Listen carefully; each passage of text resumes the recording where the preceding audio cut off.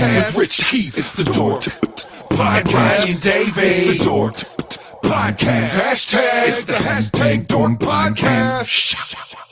Thanks for tuning in to another episode of Hashtag Dork. My name is Rich Keefe, joined as always by Davey Eyeballs. He is Ruig Von Druig. He is promo code Ron Von D. All hail the king of ginger ale. It's Ryan and Davey. Davey, how are you? If I were any better, I'd have to be twins. Get the How about fuck that? out of here. How about that? You like that? That's great news, Ryan. That is really great news. It's also question for you to the listener who wants a mustache ride. Look at you. I wasn't going to say anything. Look at you, huh? Look at you sporting the mo, huh? A couple of mustache Absolutely. boys. Absolutely. We got big Movember news coming too. So Good. Hold on to your tits. I will try to hold on to them. I also want to encourage everybody to go back. If you missed it last week, it was a double dork episode. We had Dune. If you haven't seen Dune yet, give Dune a go. And Adam Cole from AEW was on the program. I'm so pissed. You did it like in the one time a day. I think you did it on purpose. I did. I said, Adam, I know you can come on at our normal time, but I'd rather you come on in the afternoon so I can interview you by myself. I want you all to myself, Adam. Come on, come here, Adam. Come here. Fucking selfish. Guy is an absolute gem. I would love to have him on again sometime. I know he's a very busy guy. I don't want to get greedy with it, but if we can get him on again, definitely Davey with you, because I mean, yeah, he's a great wrestler, but he's also obsessed with video games, and he has a great stream called The Chugs on Twitch, which everybody should check out. It's a fucking blast. The Chugs. What is it called? The Chugs. Well, thanks for listening to the interview, because I asked him that. I was pissed. I didn't want to. Well, I'm glad you could support a fellow podcaster, Ryan. That's very kind of you. Everything you do outside of this podcast sucks too. Suck a fat one. How's that taste? Doesn't even listen to the goddamn interview. Well, I'm not going to tell you what the fuck it means. You can go check it out yourself, you piece of shit. I just spit water all. So there you go. Look, I got water all over. Like I pissed myself. I just booked another interview actually for next Tuesday at 3 p.m. With someone even more famous, and you even want to talk to even more. So go. I actually have Bruce Campbell coming on. You dick! No, you don't. 3 p.m. Liar. I said, yeah, the other guy on the podcast doesn't even like you that much, so I'll interview you myself. I got pee-pee pants now. Take it from there. No, you gotta give. Those are calico cut. Calico cut. Look. Davey's got calico cut pants. Look at those beauties. It's unreal. Not pee. It's you gotta give. Rappers wear them. You gotta give. Anyway, I know Davey can't recommend it, but I recommend the Adam Cole interview very much. Go check it out. It's available on YouTube and also on our iTunes page or Apple Podcast page as well. All right, let's get to the news. This week in DORK.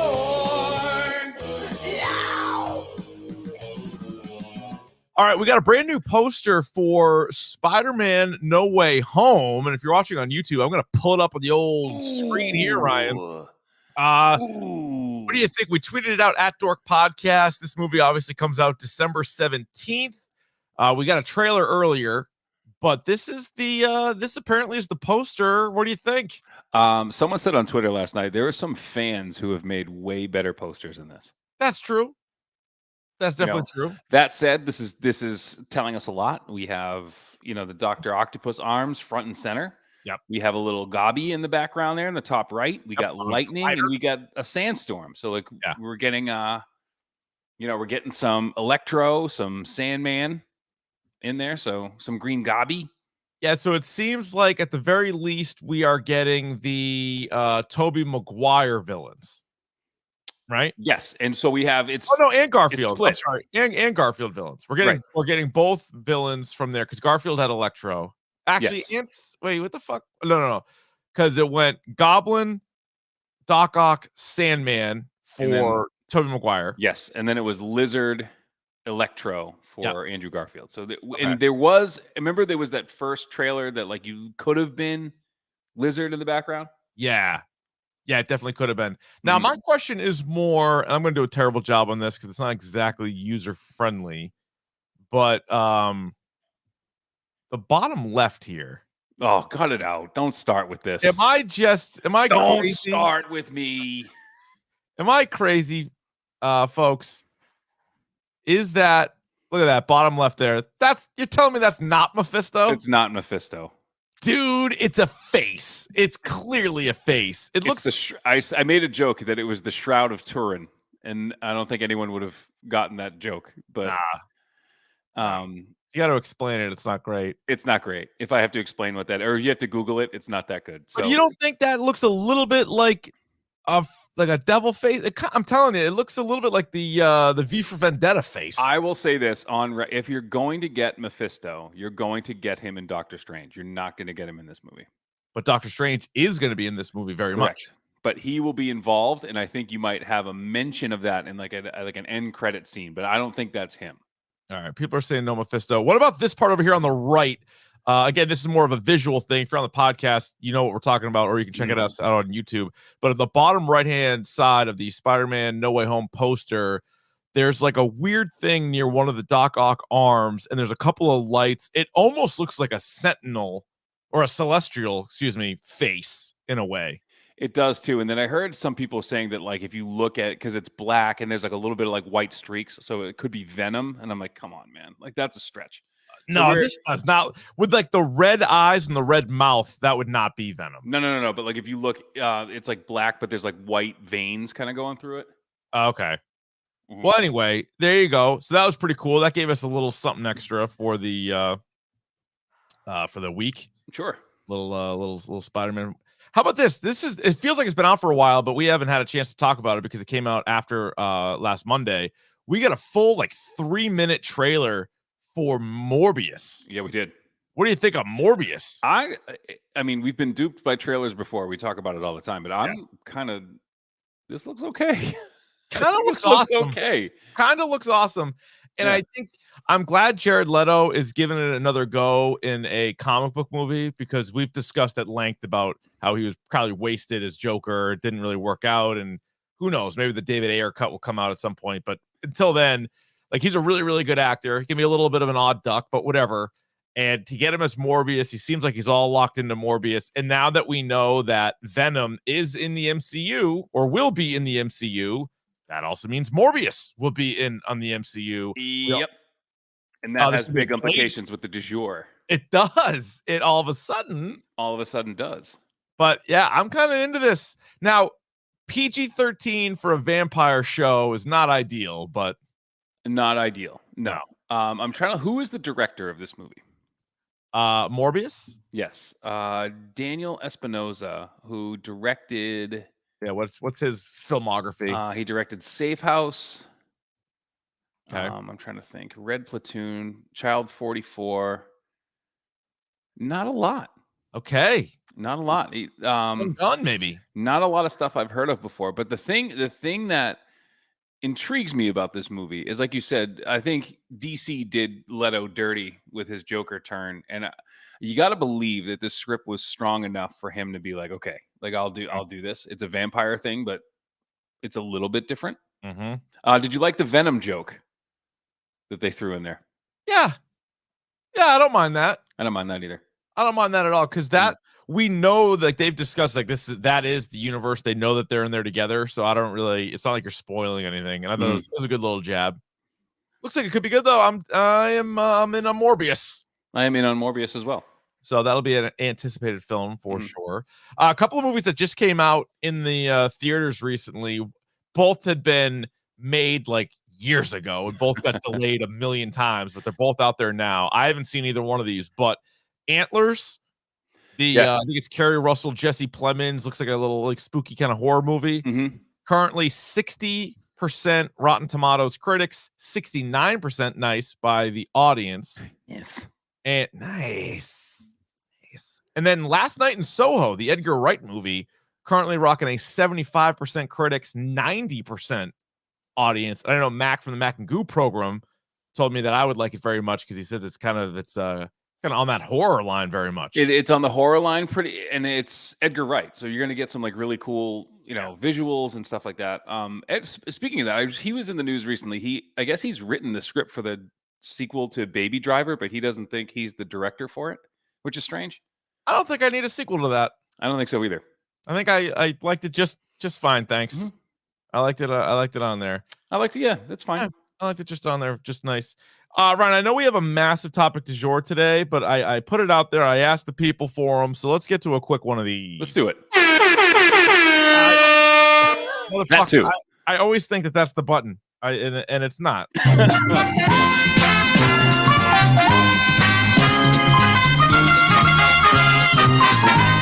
All right, it's time now for Should I Have Bought This? And it's brought to you by 47 Brand. Go to 47brand.com and enter the promo code #DORK at checkout for 20% off your entire order. Hats, shirts, sweatshirts, you name it, they got it over at 47brand.com. Make sure you put in #DORK at checkout, 20% off your entire order. And this is where you send us an email, dorkpodcast@gmail.com. Something that you bought.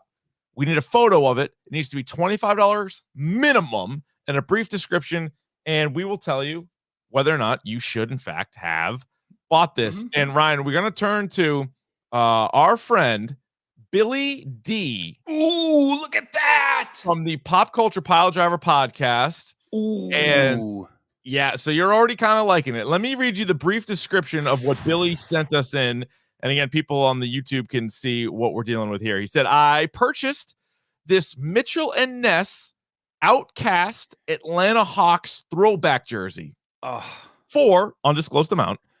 He says, Outcast is without question my favorite group of all time, and I almost got it at another place a year ago for, I'm just going to say, double the price of what he paid for it. I'm not going to tell you the prices yet. Yeah. He said, my buddy Mac alerted to me that they were back in stock, so I snagged one. And he adds, now you might think, when will I wear it? I actually don't think that, Billy. I would wear the shit out of this. I would wear the shit out of that. But for the purposes of this, he says, my answer is to the beach, literally for the rest of my life, and occasionally on the podcast. It fits perfect, and the quality is amazing. Of course it is. It's a Mitchell and Ness. It's a Mitchell and Ness, which is like, yeah. And so this is an interesting one. So this is the red Atlanta Hawks throwback jersey that has like the white in the middle. So think Dominique Wilkins, correct. Atlanta Hawks jersey. Yep. Spud Webb. Spud Webb. Yep. Fucking Kevin Willis and Doc Rivers. That's the squad we're talking about. So it says cast on the front, like where it would normally say Hawks, and then it's got the 94, and then the back says Dungeon, and then the 94. So 94 is when Southern Playlist of Cadillac Music came out. It was their first album. So and what was the Dungeon thing? Isn't it like a group of Atlanta? It's like a group of Atlanta guys. It's like a studio, but it's like not a studio, but you know what I mean? It's like kind of like a yeah, I know. I don't know what a collection of artists that correct. Yeah. So that's where that comes from. But that's on the back. So again, it's kind of a unique item here. And with Billy being the massive Outkast fan that he is, I mean, to me, it's pretty good. But do you want to guess the price? Again, Mitchell and Ness. Mitchell and Ness. So Mitchell and Ness out the door, you're spending $150. Mm-hmm. So I would say my guess would be $200 for this thing. 175. All right. 175. 175 out the door. And he said, I mean, it's the patterns, still nuts. Still nuts. So he did say he almost bought it a year ago for double the price. Some other place was selling it for twice the amount. I mean, I think it was last week. Should I have bought this? Somebody sent me immediately after we did it. The guy bought a Pearl Jam Funko Pop set, all 5 members of the band, and he paid what? He paid like an asinine amount for like 100 clams. Somebody sent me a link to it for like $15 for the same thing. I was like, fuck. I think we gave him a yes on it too, but so anyway, for me, I love the jersey look. Like, I love it. I am a big fan all summer long. I don't care what I look like in it. I will rock a jersey. I have a rotation of Mike Bibby, Arizona, Gary Payton, Sonics, and Paul Pierce, Kansas, that I just wear around the pool. I wear it to the beach. I just fucking when it's hot out. I love it. So Billy doesn't need to sell that aspect of it. $175. Outcast Atlanta Hawks throwback jersey. I'm a yes. Where do you stand? So before we get to that, I think I've told it on the podcast. Did I tell you about my bad jersey beat? I don't think so. I went to, if you've ever been to an AJ Wright, I don't think they exist anymore, but it's basically like Marshall's but way worse, right? So JB Marshalls. It's like a step below Burlington Coat Factory. There, I found a Kevin Durant Sonics jersey for $20, and I didn't buy it.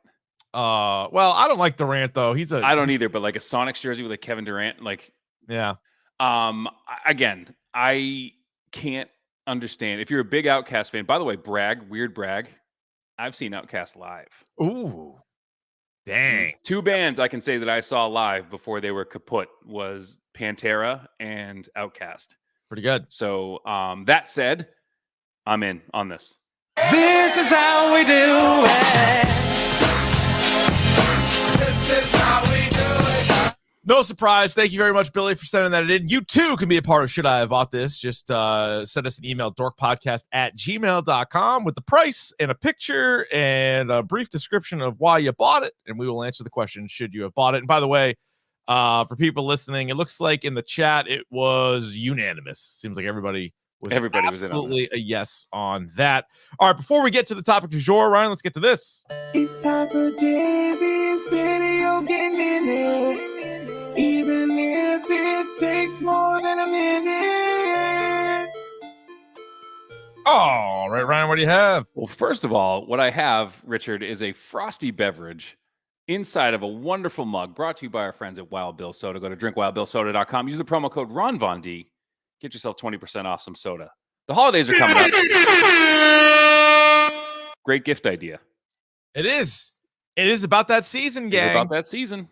Go ahead. We got Mariah 20% Carey off left, right, and center with all these someone things. Fucking woke Mariah Carey up. Now I got to listen to that for the next 2 months. Well, could be worse. No, I don't. Could it? Be worse. Yeah. How could it be worse? I don't know. So, I mean, I don't have a lot of video game news. I do know that Breath of the Wild and Splatoon on Switch are getting their own definitive editions. These seem like a cash grab to me. Like, I don't think Breath of the Wild or Splatoon had a ton of downloadable content or some ton of stuff that came out after the fact. So it's hard for me to buy a definitive edition to stuff that didn't have a ton of other stuff with it. You know what I mean? Does that make sense? There's no expansions or anything. It just kind of is what it is. Yeah, I'm not I don't. Once I've already played a game, you really need to do a lot of things to it for me to get it. I recently the Tony Hawk when they remastered that, that was so different because that was 2 consoles later, and they tweaked it a little bit, so I was in on that. But and how smooth that game! super smooth. I still play it every once in a while. I'm on Riders Republic right now, which is basically like Tony Hawk with other shit. Yeah. But Sony teased out, speaking of that they were going to remake something. Something big is coming that they're remaking, and I don't know. They haven't said what it is. Okay. I would be all in if we got a 4K 60 frame remake of Metal Gear. That would be. Yeah, that'd be sweet. Metal Gear Solid, that would be awesome. Mm-hmm. So someone asked, I was just about to bring this up. Thank you, HashKing70, 710. I finished the Guardians game. Oh, yeah? It was exactly what I said it was. It was Fireballs. This game's a solid 5 out of 6. Hit it. Laser beam! It's better than Fireballs, you pussy! Wasn't quite laser beams. I think there were some things that it got a little repetitive. And I want to say, so it's a great standalone story. Involving the Guardians of the Galaxy. It's its own take, it's its own thing, but they do mention there's tons of cameos, tons of Easter eggs. And one of the things that I found that was really interesting, other than the story being super cool and it actually has a lot of heart. I hate saying this shit, but it had a lot of heart to it. You know what I mean? It was good. It kind of you got into it. You got into it. You felt for the people. You felt for the characters. The whole thing. A new kind of origin story for all the characters and whatever. There's what you actually see Drax's daughter and wife and him interact with them, and that at some point, and that's that's tough. Yeah. But what I found is, remember we were talking about when the game first started dropping, they started doing trailers and stuff, and we didn't really know how the combat was going to work because technically you're only Star-Lord, and I know you had a problem with that. And I did. It's actually, once you get the hang of it, it's actually super intuitive, how to do things with other people. And it also, one of the great things that they do in the game is throughout the game, the Guardians are struggling to be a team, and you figure it out. And as you figure it out as they figure it out. So as they're becoming a better team, like you're becoming a better team by using them together. Got it. Um, That's pretty cool. It actually was like towards the end of the game, and there's a new game plus, which is actually super fun. Once you figure it out, and you're just nasty. Like no one can. It's like, remember like when you got good at like Arkham City, and like you could fight 60 guys and no one would touch you. Yeah. You're kind of in that area now where you're like, you can like, Groot. What was the ballpark time of gameplay? I think it's somewhere around like 20 hours, like 20 or 30 hours. Oh, so nice. it's significant. So yeah. So it's one of those like you think you're getting to the end and then you're not. Like, and there's more. I like it. That's a good amount, like where you beat it, you accomplish something. You can't do it in one sitting, and you got like I like that. But it's also not like Last of Us Part 2, which is this nonstop. It felt like. But there are some like pretty long cutscenes that kind of that tell a story, but it's cool. It's like watching a movie, so it's fine with me. And there was one other bit of news that I had that it doesn't really seem significant right now. Okay. I was reading the video game news as I do every day, and nothing really. Nothing all good. Ryan, because we had a lot to talk about. There is a lot to talk about, and I got a quick question for you first. Y'all ready for bisque? I am ready for bisque, as a matter of fact. Well, I'm glad you asked. It's the topic of the day, and today it is the film Eternals, the 26th MCU movie, rated PG-13, 2 hours and 37 minutes, in theaters only, and currently on Rotten Tomatoes right now. 48% by the critics, 80% by the audience. We will begin, as we always do, with our movie and TV reviews, spoiler free. Ryan, did you like it? I did. Now, keep in mind, Rich and I have not. So I asked him, you saw the movie when? Saturday? Yep. And I asked you, I was like, what'd you think? And you said, do you really want me to tell you? And I said, no, I don't. Wait for Monday. I had no idea. I had no idea. And I didn't tell anybody. I even specifically didn't say anything on the air. I told people today we're doing Eternals tonight. I haven't told anybody how I feel about this movie. And I had no idea how you felt. And you saw it forever ago. I saw it. Yes. Thanks to the Mac and Goo program. I saw it 2 weeks early. I will respond to my own question. Did you like it? I did not. And I'd go one step further and say, I've been doing a lot of thought. Don't. This is the worst MCU movie ever made. Without question, this is 26 out of 26. It's Cho Jeans for the MCU. Again, okay. It's not the worst movie I've ever seen, right? But it's in the Iron Man 3, Thor: Dark World, Incredible Hulk. I guess just those ones. It's in that realm for me. It is the worst of the MCU. I thought it was pretty terrible. I checked my phone several times throughout the screening of the movie. I didn't like any of it. None of it? I don't think so. And we'll get into it in spoilers, but there's 10 Eternals. Yes. 2 of the ones that I liked, I feel like we're in it the least amount of time. I thought I still have big questions about like their whole existence and why I should care about them. I can answer that. I think I have an answer to it because I've been sitting with it longer than you have. So like yes. Okay. Yeah. Right. Good point. I've had a couple days to think about it. Obviously, we've both only seen it one time. And now here's the thing. Full disclosure, my expectations going in was it wasn't going to be very good. But at the same time, that means the bar's really low. I had very low expectations, and it couldn't even step over those. I thought when I saw the first trailer months and months ago, I'm like, holy shit, this looks like the Inhumans. This looks exactly like the Inhumans. It's a bunch of characters we don't know in stupid suits, and there's like 10 of them, and you're like, what's the point? So I had very low expectations. But to be fair, I also had low expectations last week on Dune, and I ended up loving Dune. Dune was great. Dune was awesome. Yeah. But what were your expectations going in? So my expectations were like, I know enough. You and I know enough of Marvel comics to be dangerous. So I know who the Eternals are and what their purpose is. I just didn't know how they were going to tie it in. Right. And again, I want to say that before we get into spoilers, like I did like it, but that does not mean that it's perfect. Well, no, that does not mean it is not without its glaring flaws. I had minimal expectations going into it, and I think I was surprised. Sometimes there were some things that that really pissed me off, but I did enjoy watching the movie. It is really long. It is really long. It felt all of 2:30.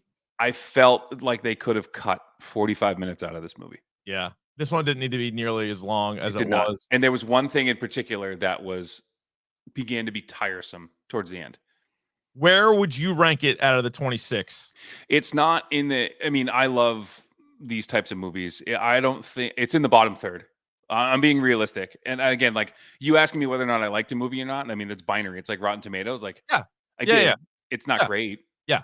But it's, I would put it in there with like a Iron Man 2.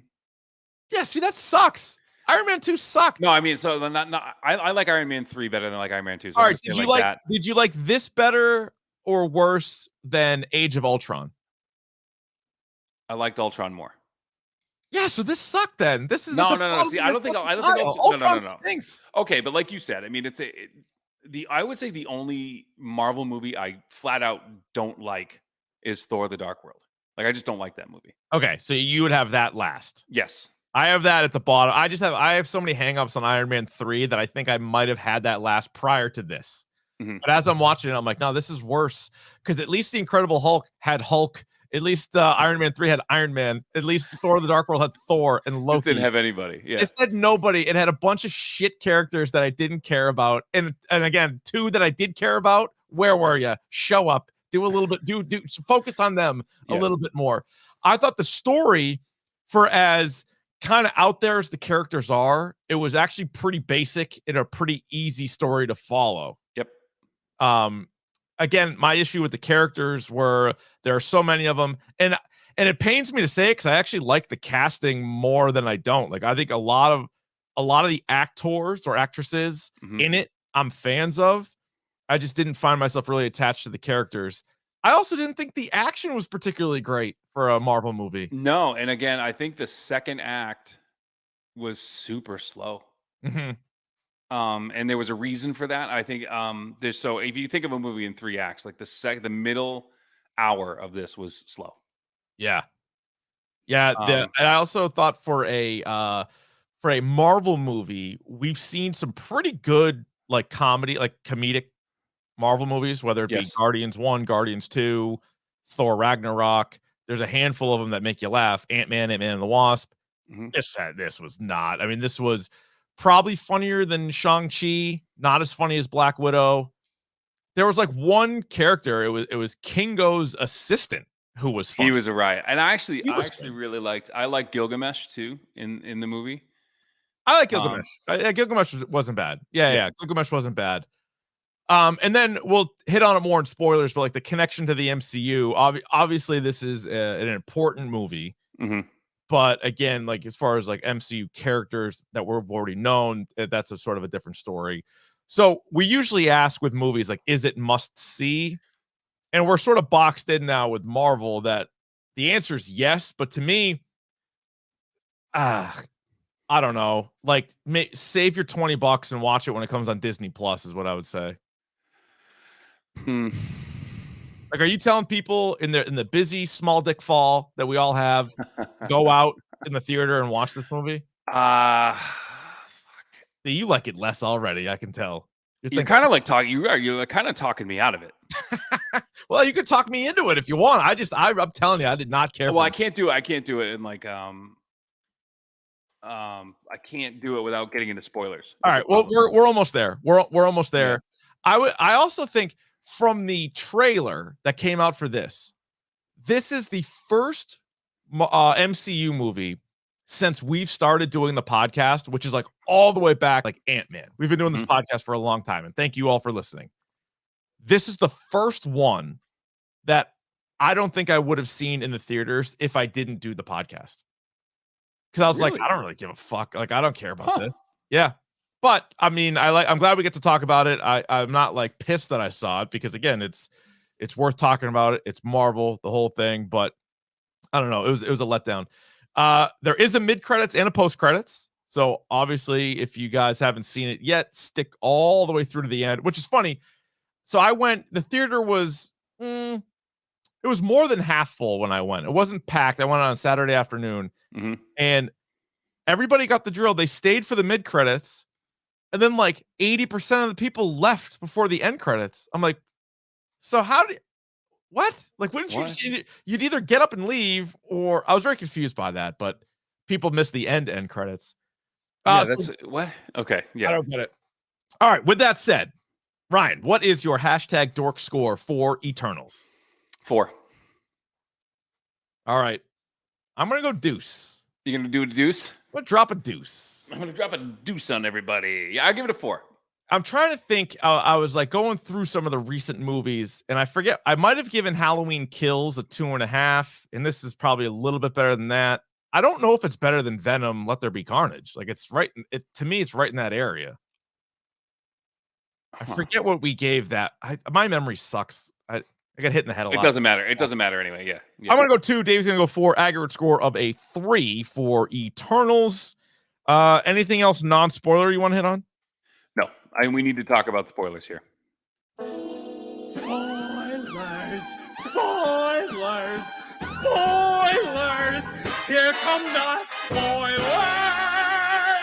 And by the way, in the chat, if you're in there right now, just simply put in your Stone score. Go ahead. Yep. Hit enter, and then I'll rattle off a bunch of them after the fact. So just hit a couple of you guys have already done it. Hit a few more of it. All right, so spoilers for this. And like I said before, Davey, it is a pretty, for such an out there concept, it's a pretty basic deal. Like you find out that these it's Celestials, pretty cookie cutter. right? Like, all right, they created everything. Then they take like these planets, they plant seeds in the planets. They're trying to create more Celestials. They throw these deviants in there to take out all the other apex predators. But then the deviants have a mind of their own. Then they got to send these Eternals in there. But basically, you need to grow the planet to a point, and then from there, it allows this big being to just come out of that planet, destroy the planet, but now create this new being and then move on. And they've been doing this for millions of years. Right. Pretty basic. Real quick. In different universes, in different galaxies, in different timelines, in different dimensions. So these are all over the place. Hold that in your mind. Yep.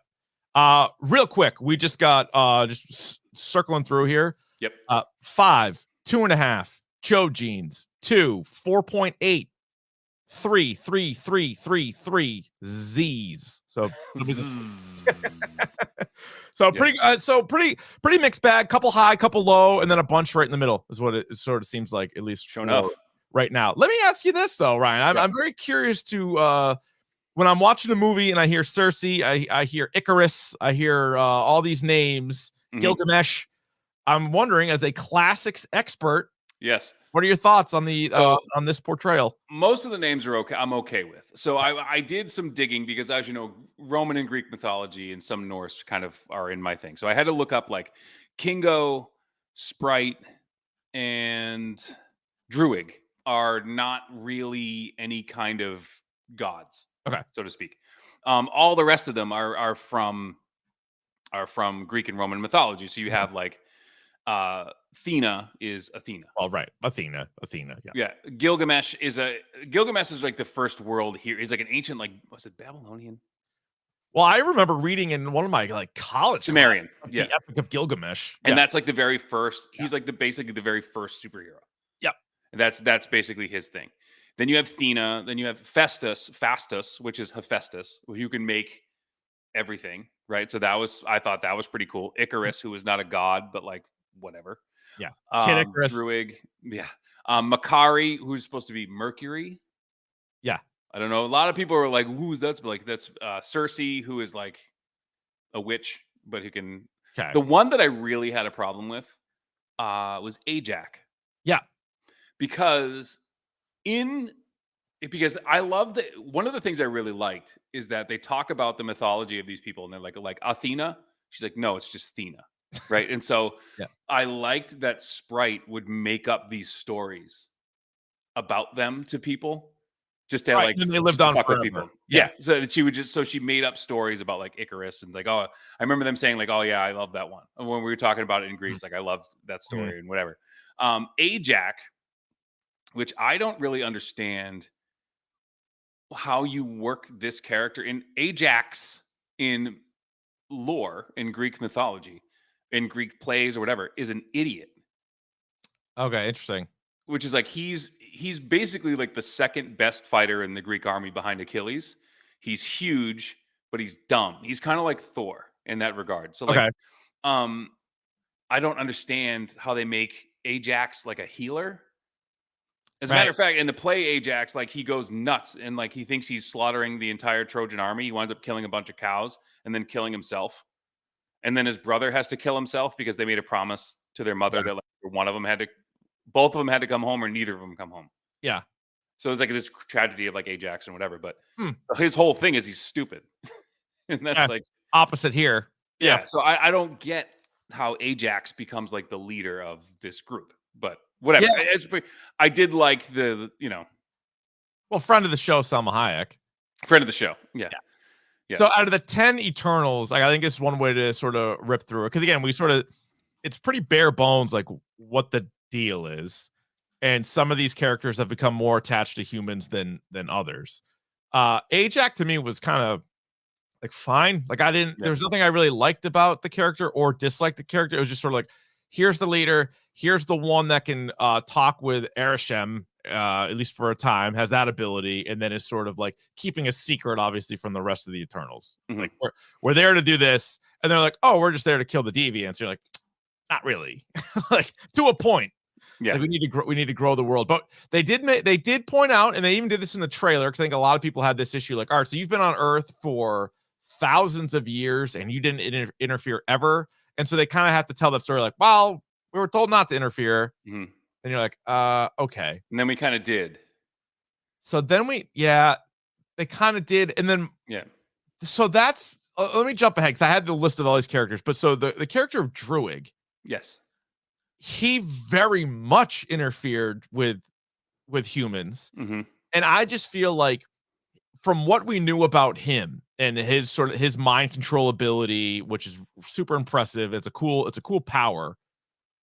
But you're telling me over the entire time, he wouldn't have stepped in. He wouldn't have stopped Thanos. He wouldn't have stopped Ultron. He wouldn't have stopped somebody from coming to Earth. He wouldn't have stopped like this guy's okay with it. He's just going to take like this one group of people and just like keep them on the up and up. Yeah. I find that very hard to believe. And he was in like the Amazon, like he was in like this like weird, and he kept how he kept them from being touched by society and war and all that stuff. So in that regard, it makes sense. But reading like the character bio, like the Marvel character bio of Druig, like they refer to him as like the Lord of Flames and Nightmares. Okay. So he was like very much like into like mind control and like messing with people. But you know who was better at it was Purple Man and Jessica Jones. He was that guy's a mind control guy. And he definitely interfered with some people. Yeah, he did. Mm-hmm. I liked, so the character of Cersei was really the main character of the movie. Right. And Gemma Chan is the actress. And she was in a show called Humans. I don't know if you ever watched Humans. I did not. Decent enough shows, like a BBC show that they also put on AMC. And it's kind of funny because she was a robot. And so she played like a fully synthetic like robot. And she worked for somebody. And then the guy ended up like just like sleeping with her. That was the whole thing. He wasn't like just like Deus Ex, it was like Ex Machina. Yeah.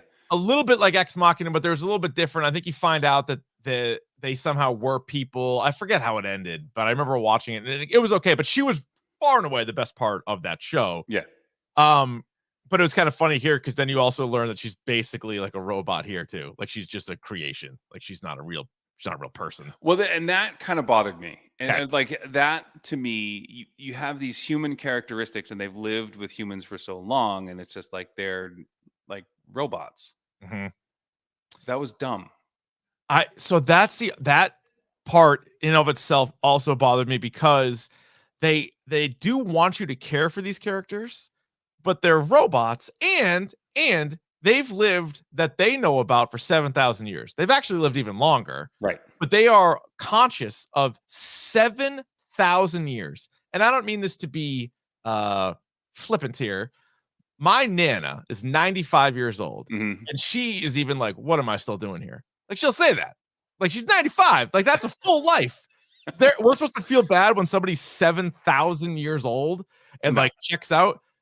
You can't even comprehend 7,000 years. These people would all drive themselves into the sun like Icarus at 7,000 years. I think so too. And I think human being, like, I don't think like people always say, you can live forever. I've seen enough goddamn vampire shows that nobody really wants to live forever. And 7,000 Wolverine. years? Think of Wolverine. I'm like, they could all go. Like they could all go and it would be fine. Anyone who lives forever in comic books just wants to die desperately. Right. Yes. Remember the old book in 5th grade we read called Tuck Everlasting, where there's a whole that's right. I forgot about that book. They all live forever, and it wasn't great. So that's the deal here. They're like, they're just too old. And for me to be like, all right, you guys had a good run. So like when I did like the Kingo with Kamal Nanjiani. I like the idea that he's just been like a 4-generation like Bollywood guy. I thought that was pretty funny. That was a good idea. And as we said, his assistant Patel was funny. Like he kind of kept how many cameras do you have? You just keep whipping out cameras. Got to be prepared, sir. Like he was like he was good because like none of the other ones were very funny. I also have big problems with Icarus, played by Rob Stark, who, by the way, a man that attractive has no business having a Scottish accent like that. He has no business. Not fair. Not fair. Not necessary. No. But he is. So this was odd to me. They talk about Superman and Clark Kent in this, which odd. So the Marvel characters read DC comics. Odd. That was an odd, and like I know that like it was a joke, but that was like jarring to me though. I was like, what? Because I'm thinking like anybody who flies around and has laser eyes, like everybody's thinking Superman, but then you're like they straight up called him like Superman and like the Clark, and you're like. And again, his end is he flies into the sun. Like, how on the nose can you be with that? Icarus flew into the sun. I'm glad you put it that way because that was terrible. And then so he turns into Homelander, but I also don't know how committed he really was because then at the end he's back on their side. He was way too flip-floppy. And by the way, that whole payoff was, if you didn't see that coming, you weren't paying attention. Like I saw that coming in like end of hour 1. Like I was like, okay, so he's behind this. Oh yeah. Like that's the thing. Like it wasn't like it wasn't a ooh. No, you knew that was. I was like, yeah, that makes sense. And I'm looking around. I was like, wait, we were supposed to be surprised by that? I just thought he was too flimsy though. Like he was just like, oh, he loves Cersei. Then he's like, no, but I got to do what they say. But so to me, when I was talking about earlier, like the thing that kind of dragged on the whole relationship between Icarus and Cersei. Yep. Like that whole thing, like going back in time and then like switching time, like when they were talking to each other and like all that stuff like that. We got it. Another part, they were together, now they're not. Another part that really bothered me, and I think they must have just wrote this in because they thought it would look cool. But when Cersei, Icarus, and Sierra Mist go to find Ajak. Hold on. What Sierra Mist? Yeah, 7-Up. Oh no, Sprite. When they go to find Salma Hayek, she's in South Dakota because like obviously you'd go to South Dakota. Sure you would. Home of Mike Miller, right? NBA poll there. Adam Vinatieri too, right? Oh, I think he might have been. I think he's from South Dakota. Nice. Yep. So they drive a car. Right. So Icarus couldn't have flown a 90-pound girl and like a 110-pound girl. He couldn't have flown them to South Dakota. They needed to ride in like a station wagon. Well, it's like the thing we were talking about with Ultron, like Vision being Ultron. Like, why would you ever fist fight someone? You don't have to. Yeah. So it's like that whole, trying to be human thing. And that is the trouble. And I think they can kind of swallow themselves when you're dealing with like celestials and you're dealing with such powerful beings. Like we even ran into it a little bit like with Thanos. You're like, well, he could just kind of do this instead of this and like that and like this. Yeah. Once you have the gauntlet, like once you pull that thread, you're like, I know. Yeah, you don't best not do that. I thought, so my two favorite characters were Festos, played by Paperboy, correct, and Makari, played by if you guys are watching the last few seasons of The Walking Dead, she played Connie, or is playing Connie in The Walking Dead, and she was also in The Sound of Metal. Yes. She's great, and she did a really good job. We've obviously seen The Flash, we've seen Quicksilver, we've seen a lot of really fast characters. She had some decent stuff. No, you're cringing. She said something really dumb. What'd she say? I forget.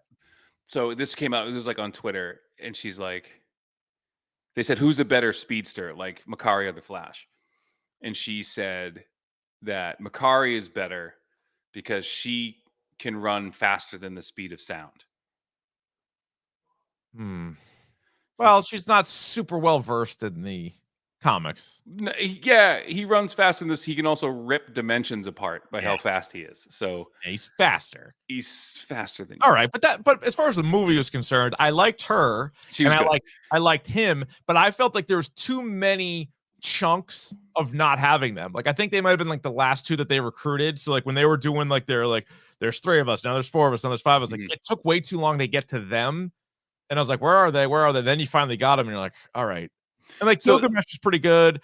And then Athena, real quick, my issue with Athena. Or Not yeah, Athena. right. Not Athena. Like, all right, fine, Athena. I think Angelina Jolie is a good actress, but it's one of those things like remember the movie Those Who Wish Me Dead we talked about, where she like fights fires. I don't know. She's good at a lot of things. Her being the most badass person in the world and the best fighter of the Eternals. I don't know. So one of the things I did like, and I know we're going back to like the classics portion of this whole thing, but the fact that like Makari was kind of a thief was pretty cool. I thought that was a nice little touch, and the fact that she didn't speak, because Mercury was the messenger. He was the god of messengers and thieves. So like the fact that she didn't speak was ironic, but the fact that she like wanted to steal shit was good. Same with Festos. I don't know if I remember correctly, but he walks with a limp, which is a big deal. And the fact that like the other people, like the other gods, don't really like him that much is on. Like that's true to character. So like he doesn't really like them. He wants to be so. Basically, he makes things for human beings to use. You know what I mean? So like that's like his whole thing. Like he like blamed himself. So like they jumped to like Hiroshima, and he like blamed himself for the atomic bomb. And you're like, all right, so there's a little bit of that. I also just think, and I know they tried a couple of times to explain it, but the Thanos aspect of this, again, which is to this point been the biggest event in the MCU by far, right? The sort of like the buildup of the Infinity Stones and then Infinity War and Endgame have been the biggest thing of the 26 movies. I feel like no matter what end of the Eternals you're on, you probably wouldn't have stood for that, because there's a few that really, really liked people, so they fucking would not have, based on what. And it doesn't Ajax at one point say that like that was the one time I almost did, like I almost like broke it, like the. But I also feel like if you're like Ajax and you knew that the whole point of you being there was to create a celestial that's inside, like all the seeds have been planted inside the earth. And you need people to populate the earth, and Thanos was threatening to snap half of them out, you for sure would have stepped in, because it is now directly interfering with your mission. And they mention that though, don't they? I don't think so. I mean, well, they do in a way, but I don't think it's explained as to why they didn't do anything. And I just feel like it's not explained why they didn't do anything, but they do mention the fact that like it was fixed, and that's fine. Like someone else fixed it, so they didn't have to. Essentially, because at that point they weren't. They did, but like, how would they have known someone was going to fix it? Like, they don't see the future. Well, again, no, but at the same time, like they've been around for 7,000 years, so 5 years isn't really that big a deal to them. No, that's true. I still can't get over how long they've been there. Yeah. What'd you think of Sprite? Anything? That was a little too Kirsten Dunst Interview with a Vampire thing for me. That was forced and stupid and. But I do like the fact, because I'm thinking like, all right, if they do a sequel to this, or they bring these people back, like how are they going to deal with the fact that this actress is going to be older? Right. And they deal with that at the end. They're like, all right, you're just. Oh, yeah, right. Exactly. So now she is the only one now who's like a human. The rest, of course, they're split up. Some are dead, some are split up, and they're at where they at. Now, they did say the Eternals will return. Now, yes. Does that mean Eternals 2, or are we just going to get like a couple popping up? Because I don't fucking want Eternals 2. I have a theory. Let's hear it. So, who's it? Arishem? Yeah. What's the name of that? Arishem the Judge, or whatever it's called. Arishem the Judge is the Celestial. Now, here's where I think this is going, because they're shitty villain, by the way. Shitty villain. Yeah. Not really a villain.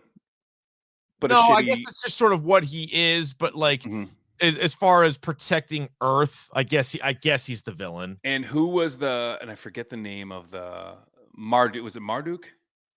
Was the celestial that was coming out of Earth? I don't know if did they say who was coming out? I thought it was Marduk. Okay. Maybe. I don't remember if they did.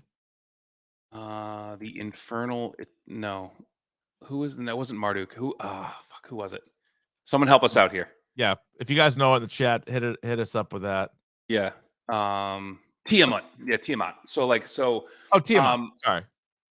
Here's what I think is going to happen. Here's my theory, right? So the other thing that pissed me off too. So I loved the deviants, but hang on. Where they screwed up is they should have had more of them transform and being able to speak. Like that's when they started getting really interesting. Is when they could talk. Yes. And when they started taking on like different things. Yeah. It reminded me of like Ultron when they were just like killing all these like things. Robots. Yeah, like I wanted, but like once it started to talk and started to make sense, I'm like, okay. Yeah, it was like a little bit better. Like it was a little bit, and then that was with a half hour left in the movie. Yeah. Right. So like I like the idea of those things. Right. Now, so at the end of the movie, you have this, they're going to look for the other Eternals who could be anywhere. Yeah. And they wind up finding some people who we will talk about. Well, we're in spoilers, doesn't matter. But but if there are deviant Eternals, there could also be deviant Celestials in different dimensions, and then who would the deviant Celestial be? Galactus. So now I think with Arishem and like Tiamat, like now you're inadvertently going to call Galactus into play. Yeah, I feel like this has got to be also somehow opening the door to mutants, right? Like I feel like they're eventually paving the way for X-Men and all the mutants and how they're going to show up. I also wonder, and I think I might have read this online, so I don't think this is an original thought, but Arishem, and I guess part of his deal in the comics is he does in fact judge places on whether or not they should survive. Like so it wasn't Galactus to eat them. Well, there's that, but also but he's trying to create other Celestials, and so either he'll do it on this planet or this planet, and then if he'll take a look at it and he'll judge the planet. He's like, all right, they can live, and he just kind of like moves on to the next one. But he also could have like a group of Celestials that talk about it, and then you might get the Living Tribunal could show up. I also wonder. Then you bring so you just open up that can of worms because then in order to do the Living Tribunal, you need to bring in Adam Warlock, which we already know that they're doing. Which we are. We know we're bringing in Adam Warlock, and I would love to get live action Jeffrey Wright as the Watcher. You have the Watcher, and then you have We've already had Ego. We've already had Ego, the planet. That came and went. Please bring up what Jordan just said in the chat. Show me what you got. He was the first Celestial. I like what you got. Get Swifty. Take your on the floor. Get Swifty. So that's sort of what you got with the Celestial. It's just such a big fucking mind twist if you want it to be. Let's just jump to the mid credits here. So mid credits, again, a lot of people are freaking out because you get Harry Styles, and he shows up. Speaking of Harry Styles, I kind of like Harry Styles. It takes a very special person. I have no problem. And I'll tell you why. It takes a very special person. He could, and I don't want to be crass. Well, not on this podcast. You don't. Not on this podcast. He could literally have sex with anybody he wanted to on this planet. Yeah, it's about right. Man, woman, non-binary, gay, it doesn't matter. Like he throws up in anybody. He has that kind of like appealing to everybody kind of thing. That's very impressive. I think Chalamet's got a little hint of that as well. Maybe. But Harry Styles, I think like Styles definitely drips sex more than Chalamet. And it's like pansexual sex. Like it's not even just like one. No, anybody. It's whatever you're kind of interested in at the time, whatever the connection may be. That's with Harry Styles. So fittingly, he is Eros, also known as Star Fox, who is Thanos' brother. Right. Who's a really interesting character. Like, I remember running into him in a couple things, like comic runs and stuff. Yeah. Yeah. But like Eros, though. And Eros. So Cupid. He's basically Cupid. Yeah. So he's the god of love. He's actually the god of desire and physical love. Ooh, the god of fucking. Yeah, that's what I'm saying. That's why it's perfect casting. Yeah. And then you also get Pip the Troll, voiced by Patton Oswalt, who was big in the Infinity Gauntlet saga, Infinity War. I forget, like the comics. Like he's a big part of that. He's kind of a guy. He's usually messing around with Adam Warlock a little bit more. But both characters, Star Fox and Pip the Troll, were created by Jim Starlin, who also created Thanos. Like that guy's a master of the universe as well, I would say. And I love the description. If you go on like Marvel.com and like look up Star Fox, this is the description. Eros grew up on Titan alongside his brother Thanos, embracing all the pleasures that life has to offer. Yeah. He later becomes Star Fox and an official member of the Avengers. You know who he's really like is Oberyn Martell from. That's exactly who he's like. Yep. Mm-hmm. So you really could have cast him if you wanted to too. But he's busy. Yeah, he's Mandalorian. He's Mando. Yeah. But so he's also in a vis-a-vis. He is Gamora and Nebula's uncle. Correct. Pretty good. Pretty good. And he tries to put the moves on Thena. Yeah, he does. And again, who could resist? Nobody. So again, like you said, that you have the Eternals kind of split up a little bit. So you have Thena, Druig, and Makari are together, right? Yep. And then all right. I like it. I didn't like seeing Gilgamesh go. He was my favorite. Gilgamesh was good, but guess what, Ryan? 7,000 years. They had a pretty good run. He had a good run. I don't feel all that bad for him. Now, end credit scene. You get the very seldom used Jon Snow, who plays Dane Whitman in the film, and it was that name rang a bell. I couldn't put my finger on it, and then Mac and Goo were both looking at me like, "Who is that?" And I'm like, "I can't remember." and then he opened the thing, and I was like, No, so I think when he originally got cast, I think it came out because I remember laughing and being like, "Oh my god!" Like they clearly saw the Battle of the Bastards, and they were like, "We got to cast him as fucking Dane Whitman." But pretty funny. Actually, before we get to the end credit scene, I love how a couple of times in the movie, Jon Snow and Robb Stark had to say something about Cersei. In fact, one of them, I think Jon Snow says like, "I love you, Cersei," and I'm like, "That's just fucking pretty good." That's pretty good. Yeah, knowing what you know, it was knowing what you know. That was pretty funny. Yeah. But so Jon Snow is the main, I guess, like quote unquote human character in the movie, and then at the end, and then whoopsie daisy. Well, he opens up a chest and he finds the ebony blade in there, and it's which they mentioned. Remember, they mentioned it that Makari wanted to steal it. Yes, right. And they also like they kind of set some of this stuff up because Cersei gives Jon Snow that ring that has like his family thing on it, and that's all over the place. That's on the chest as well. So the ebony blade is there, and then written in Latin, I think Latin, right? Yeah, it's Latin. Death is my reward. Pretty badass. Another guy who can't die. Guy who can't die. So he is the Black Knight. For those who don't know, Dane Whitman is the Black Knight. And I also read via the internet, again, I didn't remember this. I think the ebony blade or a form of the ebony blade at one point was what removed the head of the celestial Nowhere. And if you remember in Guardians of the Galaxy, there's the Nowhere head that they like kind of. That is correct. They base it out. Pretty fucking so badass. A piece of that's like a piece of it. Like it used to be a lot bigger, and that's what of course. Yeah, because Nowhere is and they harvest the spinal fluid from that thing, and it's like super expensive. Something nuts. Yeah. But you hear a voice at the end questioning the Black Knight if he is ready for the ebony blade. And I knew who it was right away. I didn't. You knew who, so I thought it sounded to me like Jeffrey Wright, the Watcher. Nope, I knew that voice right away. I'm like, that's a shame. I wonder why it was. But you knew right away. I knew right away that it was, that's all for the day, young lady. I knew right away it was Mahershala Ali. I even said it to Mac. I was like, that's Mahershala Ali. Fucking Blade. Blade. Now, so again, I thought this movie stunk, and I think the best parts were the mid and end credit scene, which we've talked about in the past. That doesn't really make the movie good.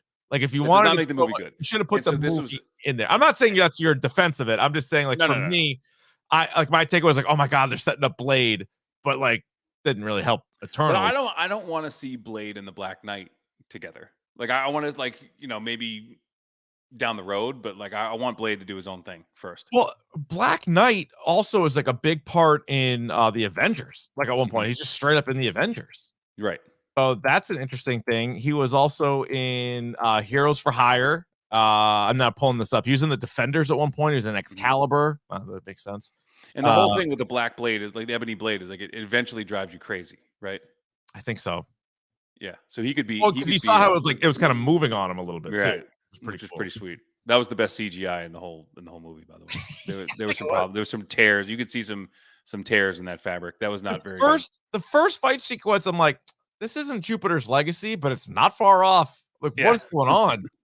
And then the end, I thought was just like we said, it was kind of predictable and kind of whatever. But you do get Blade, you set up Black Knight, and now you have sort of like Earth is still very much in peril, but Eros is gonna, come in and potentially save the day. So when in your mind do we see when will be the next appearance of any of these characters? Years. Okay. Like 3 years. Because if you figure if what they're doing, like you'll see them in post credits and mid credits, and you'll hear them talked about, but you won't see them in their own movie for years. And I really think in order to do this correctly, you need to do you need to have mutants, you need to have the Fantastic Four, you need to have Silver Surfer. Like you know what I mean? Like there's a lot of things that if you want to do this right, like you got to have a lot of this shit. So you could also split them up a little bit because like Eros and Pip the Troll and some of the other Eternals right now versus the Black Knight are kind of a little bit different. Like Black Knight, is on Earth. Like these other characters are kind of moving around and some are taken. So now you're talking Guardians 3. All right, so let me rip through the upcoming Marvel movies and answer if you think any of these characters will be in it or even referenced. If you think referenced, you can throw a reference in there. Spider-Man No Way Home. Nope. I agree. Doctor Strange in the Multiverse of Madness. Maybe. You might actually see them. If he's ripping through multiverses, you might actually see them. See, I wonder if that's going to end up being more like Wanda maybe cleaning up some of the Spider-Man stuff. It could. That's interesting that those two movies are back to back. Yeah. See, Thor: Love and Thunder. This could get really weird. For a second, when Eros in the mid-credit scene first crashed down and then like was rolling around and then got up, I thought for a second it was Thor. There was a little bit of Bifrost there. Yeah. Well, because it looks like fucking Rainbow Road there, right? And so I was like, oh, here we go. Black Panther: Wakanda Forever. No, and by the way, I was right. By the way, there's reporting now that like, remember when Chadwick Boseman died and we did that like the special edition, Dork, and I said one of the really things that would be really cool is if they did like if he died, like if there was like a funeral procession and they honor, and there's reports now that that's happening, that they're going to do like a big thing for Chadwick Boseman. And that would be something else, wouldn't it? Yeah. But that's how like they opened the movie with like, and it wasn't anything, he didn't die in battle. He just died, and I think that's the right way to do it. Sometimes that happens. Yeah. Yeah. And I'm with you. I don't think any of these characters show up there. No. The Marvels is the next one. See, this to me, I don't know much about this. I don't either. Like, because is this the second Captain Marvel? So because is this technically Captain Marvel 2? Because you have because you have her, you have Monica Rambeau, and then you have Miss Marvel, Kamala Khan. And they're all going to be in the same movie. Yes. Yeah. And the people are up in arms because they're actually changing Kamala Khan's powers for this movie, or for the show, I guess. Because she's getting a show. Miss Marvel's getting her show. Miss Marvel, I think, is getting a show, but the Marvels, the Marvels is all of them. Yeah, coming out, and I believe the director is Nia DaCosta, who just did the Candyman reboot. Nice. So that's pretty cool. Then finally we get to Guardians of the Galaxy Volume 3, where I would say absolutely. All hell is going to break loose in that movie. Absolutely, you're going to get some sort of crossover. Mm-hmm. Then Ant-Man and the Wasp: Quantumania, which I don't know. Yeah, I think you might, because they what did they just say? I just read something about That's the Kang the Conqueror movie. Kang the Conqueror is like the bad guy in that. So, which I still wonder. So my prediction is, so Kang was obviously so good in Loki. My guess is he pops up in a mid or post credit scene in one of those like other 5 movies, and then is the big bad in Ant-Man Quantumania. Because you see him in Ant-Man and the Wasp, he's like in the background. Remember they did when it was like, was he? Mm-hmm. When there was like a whole thing, like when Michael Douglas and Michelle Pfeiffer were like together, you can see in the background like a Kang the Conqueror. Pretty badass. Yeah, Black Knight's interesting. We got people in the chat speculating on him. He could for sure pop up at really at any time in any of these ones. And then it's very much TBA, but also Fantastic Four. So what is that? That's 8 future already announced MCU movies. There's 0 release. And you forgot, so they announced that they're going to do a World War Hulk. Oh yeah, so that's not even on here. Like that must be so far off. And same with Blade, which we know they've announced. We know it's Mahershala Ali. We just heard his voice, but we don't know when that'll ever be. But so even with all the push dates, they still have 3 movies planned for 2022, and then at least 3 movies planned for 23. It'll probably end up being 4. Because 23 right now is looking like February, May, July. I'm sure they'll also slot one in November, would be my guess. The other thing too that they have, again, so if you do World War Hulk and that comes after all of this stuff, you've already set up like the Illuminati. Yep. Which would be pretty interesting. Yeah. Because they're the ones who send him to Sakaar. That's how he gets, yeah. But wasn't Robert Downey, wasn't Iron Man a part of that too? He was. So but you could tweak it. You could tweak it. You could throw someone, but it was definitely Reed Richards was in it, and so was Stephen Strange, and so was I forget. But like you could it's the fucking guy from Inhumans, I believe. Black Bolt. I think Black Bolt was in it. I think.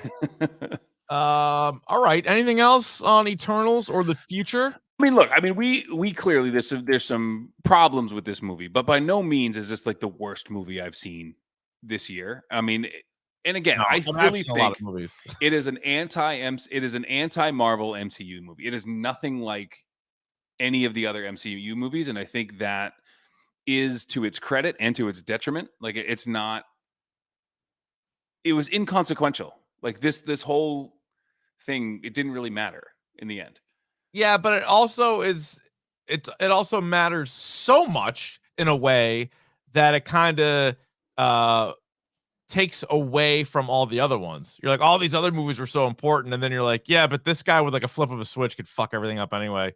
Like they're so powerful, right? And it's like next level that like all this other stuff that we're dealing with here is like, well, if this Arishem guy just turns around and says, yeah, they're not worthy, then Earth's over. Like no matter what, anything else happened. Like it's almost too big in a way. But yeah, so that's that. Let us know what you guys think. dorkpodcast@gmail.com, or you can tweet us at Dork Podcast, Instagram as well at Dork Podcast. Your thoughts on Eternals, which has been very, very, very split, even split here on this podcast. David gave it a 4. I gave it a deuce. All right. Pick of the bomb. Pick of the bomb. Pick of the bomb. Pick of the bomb. All right, Ryan, would you like to kick, defer, receive, defend, and go? We haven't done this in a while. I will refer. I will refer a friend to you for like 10% off my purchase. I don't know. Right. You go ahead. I'll go first. So Eternals, I did not like. That same night, I watched a movie on Netflix, which I liked much, much, much, much more. And that movie is called The Harder They Fall. Yes, I wanted to watch this movie, and it's good. That's great. It's okay, great. Good. So it's on Netflix right now. Just came out this past weekend. It's a Western with Idris Elba, Regina King, Lakeith Stanfield, Jonathan Majors, Kang the Conqueror himself. Yep. It's an awesome cast. And Zazie Beetz, right? Zazie Beetz. Zazie Beetz is great in it. Oh, by the way, she wears a cowboy hat at one point, but it's not like a full-on cowboy hat, but it's kind of a cowboy hat. Yeah. And all I was thinking is if they ever make Justice League Dark into a live action movie, which they've sort of rumored, she would be Zoltana as Zatanna. Zoltana. Yeah. Zatanna. She'd be perfect. Because I always call it Zoltana because of big. Remember Zoltan? Oh yeah. That's why I always like whatever. But she'd be awesome at that. But yeah, that movie's definitely worth watching. If you guys haven't seen it, check that one out. All right. So for me, Movember rolls on. Obviously, I'm going to be doing this all month. I do want to give a special shout out to Jeffrey Dwight, who has been a loyal listener of the Dork podcast. I think he's even in the chat. He might be in the chat right now. $250 donation to Movember. Hit it. Now, by no means do I expect anybody to spend that amount of money to donate to this charity, but if you do have the means and do have the wherewithal, please do give to this very deserving charity. As you can see, Rich and I are very much involved with the Movember charity. I know EEI is doing a really good job with this as well. And again, you can join the team. If you guys want to join the team, look up on Twitter how to do that. Find me on Twitter, send me a DM. I'll walk you through it. But if you want to watch something instead, I started watching it's an animated show on Netflix called Arcane. That popped up for me. That's good. Yes. So it's based in the League of Legends lore. Now, if anyone's played League of Legends before, you understand that like the story behind what is going on in that game is very murky. This kind of puts some of their more popular characters into like context, like they know each other and they live in the same world and they're kind of navigating this whole thing. So the animation is actually really, really cool. And the story is pretty good. So they did the first 3 episodes and I think it comes out weekly. So there's 3 episodes right now. If you want to watch Arcane, it's good. And then I'm very excited for the live action Cowboy Bebop, which I think comes out next week.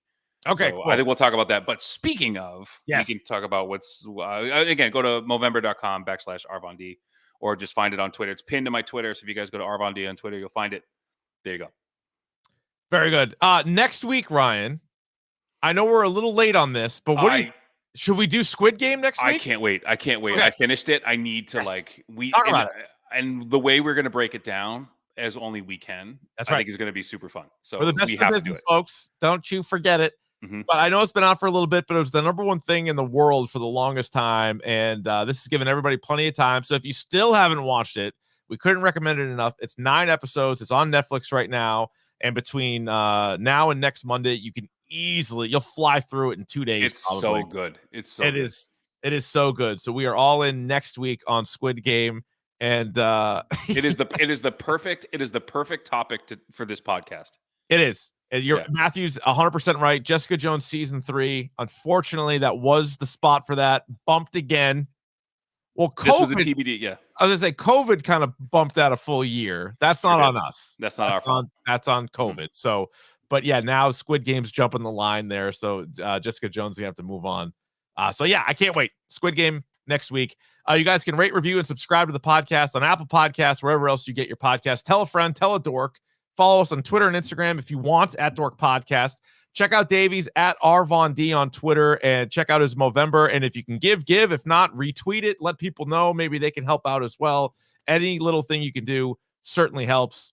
And subscribe to the YouTube channel, youtube.com/Dork Podcast. I kind of figured out Streamlabs a little bit. So I might it's tricky. But once you get it, it's funny. Like I was in the middle of I was doing something and I saw your text and it was like explain 2 hours after and I was like, did you get it? Yeah. I'm like, yeah, I got it enough. Yeah. But so I might jump on there. We might do a few random streams as well. So you might as well follow along or subscribe to that. And then you'll get a notification anytime we go live. That'll do it for us. Ryan, you don't give a shit, do you? What'd you say? I said, you don't give a shit, do you? Not really.